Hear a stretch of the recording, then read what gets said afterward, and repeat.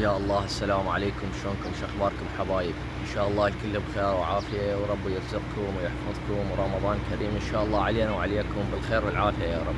يحفظ لكم الاهل ويرزقكم رزق الحلال. طبعا اليوم يوم الخميس المصادف 20/4/2023، وان شاء الله رمضان قضى بخير وعافيه والكل بخير ان شاء الله. وكل سنة وعام وانتم بخير وعافية، ويحفظ لكم الأهل والأصدقاء والأقارب ويرزقكم رزق الحلال إن شاء الله. طبعا هو ماكو شيء جديد والحمد لله والشكر. جزء فصل الشتاء بخير وعافية، واللي تضرر إن شاء الله ربي يعوضه. طبعا هاي المطرة الأخيرة ضررت هواية شباب وهواية جماعة من المحبين وجناية الملكي. طبعا نوهنا احنا قلنا اكو بعد نهاية هذا الشهر كله، هذا الشهر الرابع بيه مطار. وذا شوف مثل ما تشوفون الان لحد الان النايلون السقف لحد الان ما شايله. اكو قالوا هذا الاسبوع ايضا اكو مطر، فديروا بالكم على حلالكم. منها طبعا الجوانب انا شلتها هم كلها مثل ما تشوف اخوي العزيز، مو كلها هم، انا شلت تقريبا 3/4 وبقيت ربع، والسقف بقيته والحمد لله والشكر. قدرنا نحافظ، طبعا ما طب مطر نهائيا، حافظنا عليه والحمد لله على كل حال. طبعا اليوم بلشت جولة تنظيفية، تعرفون نستقبل الموسم الصيفي على ابواب ان شاء الله، نستقبله بخير وعافية ان شاء الله، والرزق الحلال للجميع ان شاء الله باذن الله. اليوم نظفنا تنظيف الخانات كلها، طلعت التراب القديم بدلته بتراب جديد. حاول انت هسه الموسم جاي ان شاء الله على ابوابك باذن الله وبخير وعافيه. حاول تنظف خاناتك، تطلع التراب القديم، وتخلي حتى يومك دار، خلينا نقول مثل هاي السطله كل خانه وتفرشه، اهم شيء تبدله. والموجود نفسيته اذا تقدر تربشه نفسيته، تنظفه تقلبه وتخليه. يعني هذا التراب به هواي فوائد، يمده بالكلس، يمده بالحديد، يمده بالكالسيوم، وهواية خواص بالتراب اللي ما حد يعرفه. ان شاء الله الاخوة راح يعرفوه، واللي يعرفوه اكيد هم راح كل سنة او كل موسم هم يبدلون، اذا مو اذا بالموسم يجوز مرتين او 3 يبدلوه، لان التراب كلش مهم، كلش مهم التراب للحمام الملكي. تعرف هو الحمام الملكي هو ما يسبح بالمي نهائيا، فتلقاه فارش نفسه بالتراب. يعني شلون خلينا نقول يسبح بالتراب مالته. احنا الملكي كله هو بصورة عامة ما يسبح نهائيا، لوش ما تخليه، لو تحط روحك بروحه هو ما يسبح، يعني يمد روحه تلقاه الظهر فارش جنحه بالتراب، واذا التراب تبلل هو راح. شلون اللي يسبح بالتراب وبالطين؟ فانت حاول مثل ما قلت لك ذن الصواني ذا بالفيديو السابق، ذن مهمات. شوف اذا تقدر يوميا تبللهن، تلقى الحمام كله نايم هنا، الطيرة والفحل. واذا كان واحد بيض، واحد نايم على البيض والثاني نايم، ويبدل مكانه من يترك جسمه رطوبة او يصعد للبيض. والحمد لله والشكر ان شاء الله رزق موجود. شوف كلها صواني، كلها صواني، ومخلي بيها ثيل ومخلي بيها تراب، وجاي ارشها يوميا.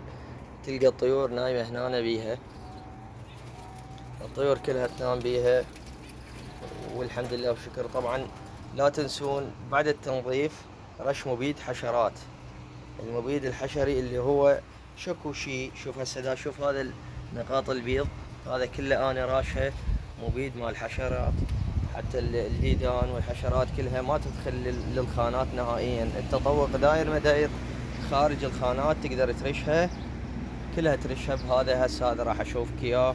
طبعا هو هذا مفعول، تشوفه هذا الايراني، هذا كلش فعال وما يأثر على الطير، حتى لو يوقع عليه اكل ما يأثر على الطير. انا جاي اخله من عنده كل سنة هذا، وخلصان من الديدان كلها، وماكو اي حشرة تطب للخانات، والحمد لله والشكر. والخير ان شاء الله جاي باذن الله. هو هذا احنا نقول الكل تعرف بان موسم الصيف هو موسم الملكي، لا، هو على طيلة السنة ينتج وما بي أي مشكلة. الملكي إذا وفرت له الأجواء المناسبة هو ينتج، ما بي أي مشكلة. ينتج على طيل السنة، على مدار ال 12 شهر هو ينتج، ما بي أي مشكلة. واكو جماعة هو يسألون يقولون أقدر أخلي أني على السطح، ما عندي مكان بالبيت. اي خويا خلي على السطح، انا هاي محميتي كلها على السطح. عندي هاي وحده هنا، أنا الحمد لله وشكر، وعندي ذيك وحده هناك، ذيك مال تربية جماعية، وهنا تربية فردية اللي هي الخانات. هاي الخانة قياساتها 90 وجهية، نزال 60، ارتفاع 90. والحمد لله وشكر انتاج ان شاء الله موجود. مثل ما قلت لكم الخير جاي. وحاول تحافظ على طيورك من الإصابات.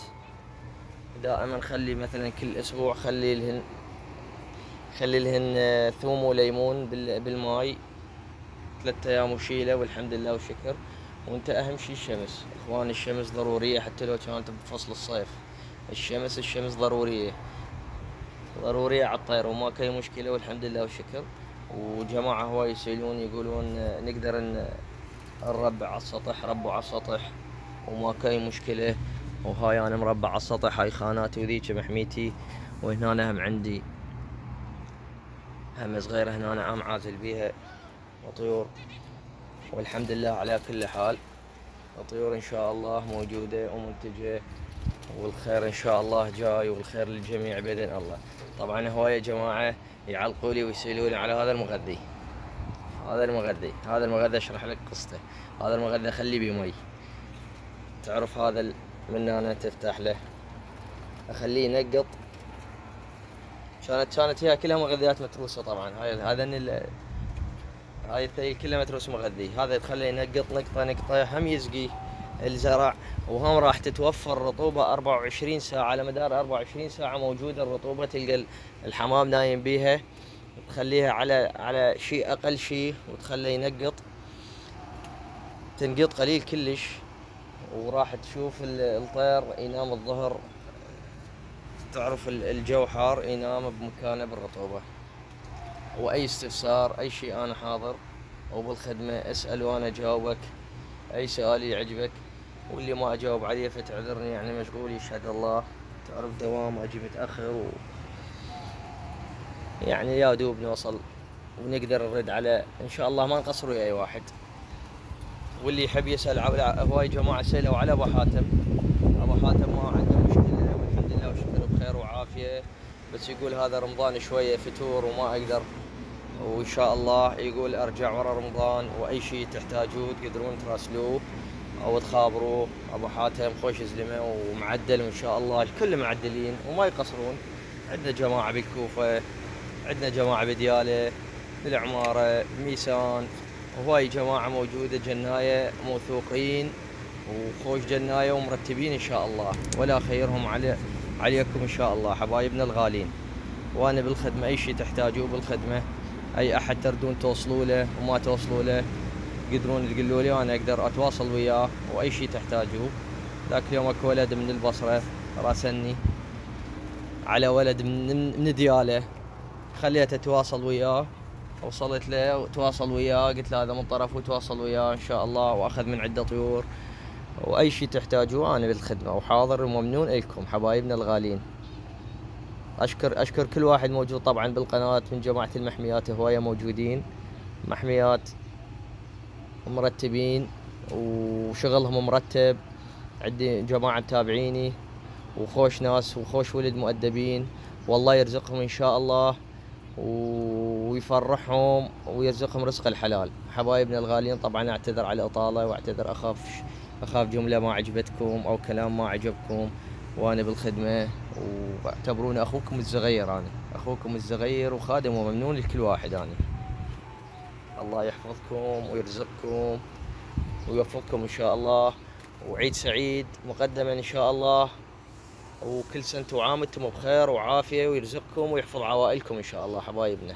أترخص أنا.